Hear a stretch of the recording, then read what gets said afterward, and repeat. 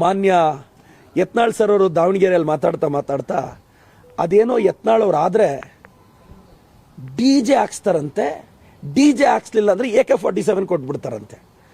Yatnal sir ಬರೀ DJ ಹಾಕ್ಸಕ್ಕ ನೀವು ಅಧಿಕಾರಕ್ಕೆ ಬರಬೇಕು.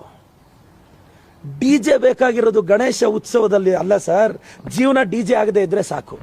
ಯತ್ನಾಳ್ ಸರ್ ಮಾತಾಡಿದ್ರೆ ಅವ್ರ ಅಧಿಕಾರಕ್ಕೆ ಬಂದರೆ ಅದೇನೋ ಆದರೆ ಅವರು ಮೋಸ್ಟ್ಲಿ ಅದು ಗೊತ್ತಿಲ್ಲ ನನಗೆ, ಅದೆಲ್ಲ BJP ಅವರು ಅವರೇ ಕಿತ್ತಾಕಿದ್ದಾರೆ, ಅದೆಲ್ಲ ಆಗೋ ಮೋಸ್ಟ್ಲಿ ಅವರು ಸಮಾಧಾನ ಕೇಳ್ತಾ ಇದ್ದಾರೆ. ಸರ್ ನೀವು DJ ಹಾಕಕ್ಕೆ ಅಧಿಕಾರಕ್ಕೆ ಬರಬೇಕಾ?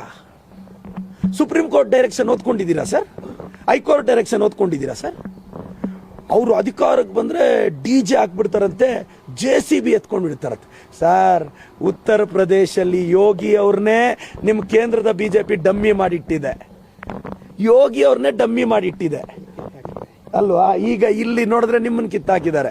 ಇದೆಲ್ಲ ಆಗಲ್ಲ. ಯತ್ನಾಳ್ ಸರ್ ನೀವೇನಾದ್ರೂ ಅಭಿವೃದ್ಧಿ ಬಗ್ಗೆ ಮಾತಾಡಿ ಸರ್, ಬ್ರಾಹ್ಮಣರ ಮಕ್ಕಳ ಬಗ್ಗೆ ಮಾತಾಡಿ ಸರ್, ಲಿಂಗಾಯತರ ಮಕ್ಕಳ ಬಗ್ಗೆ ಮಾತಾಡಿ ಸರ್, ವೀರಶೈವ ಲಿಂಗಾಯತ ಸಮುದಾಯದ ಬಡವ್ರ ಬಗ್ಗೆ ಮಾತಾಡಿ ಸರ್.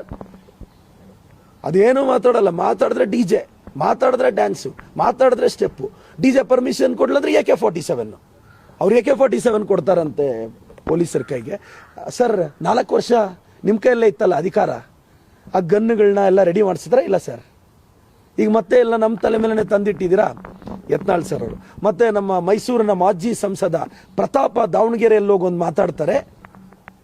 ಪ್ರತಾಪ್ ಅವರೇ, ಶಾಮನೂರು ಶಿವಶಂಕರಪ್ಪನವ್ರ ಕುಟುಂಬದ ಬಗ್ಗೆ ನೀವು ಮಾತಾಡ್ತೀರಾ. ನಿಮಗೆ 3ನೇ ಎಲೆಕ್ಷನ್ಗೆ B ಫಾರ್ಮ್ ತಗೊಳ್ಳೋ ಯೋಗ್ಯತೆ ಇಲ್ಲ ಅಂಥದ್ರಲ್ಲಿ ಕಳೆದ 50 ವರ್ಷದಿಂದ ದಾವಣಗೆರೆನ ಅಭಿವೃದ್ಧಿಯತ್ತ ಕರ್ಕೊಂಡು ಹೋಗ್ತಿರೋ ಶಾಮನೂರು ಶಿವಶಂಕರಪ್ಪನವ್ರ ಬಗ್ಗೆ ಮಾತಾಡ್ತೀರಾ, ಮಲ್ಲಿಕಾರ್ಜುನ್ ಸಾಹೇಬ್ರ ಬಗ್ಗೆ ಮಾತಾಡ್ತೀರಾ, ಪ್ರಭಾ ಅಕ್ಕ ಬಗ್ಗೆ ಮಾತಾಡ್ತೀರಾ. ನಿನ್ನ ಯೋಗ್ಯತೆಗೆ B ಫಾರ್ಮ್ ತಗೊಳಕ್ಕಾಗಲಿಲ್ಲ, ನೀನು ಶಾಮನೂರು ಕುಟುಂಬದ ಬಗ್ಗೆ ಮಾತಾಡ್ತೀಯಾ? ಶಾಮನೂರು ಕುಟುಂಬದ ಗೇಟ್ ಕಾಯಕ್ಕೂ ನೀನು ಲಾಯಕ್ಕಿಲ್ಲ, ನೀನೋಗಿ ಅವ್ರ ಬಗ್ಗೆ ಅಸಭ್ಯವಾಗಿ ಮಾತಾಡ್ತೀಯಾ? ಸ್ವಲ್ಪ ಟಂಗ್ ಕಂಟ್ರೋಲ್ ಇಟ್ಕೋ ಪ್ರತಾಪ್ ಅವರೇ.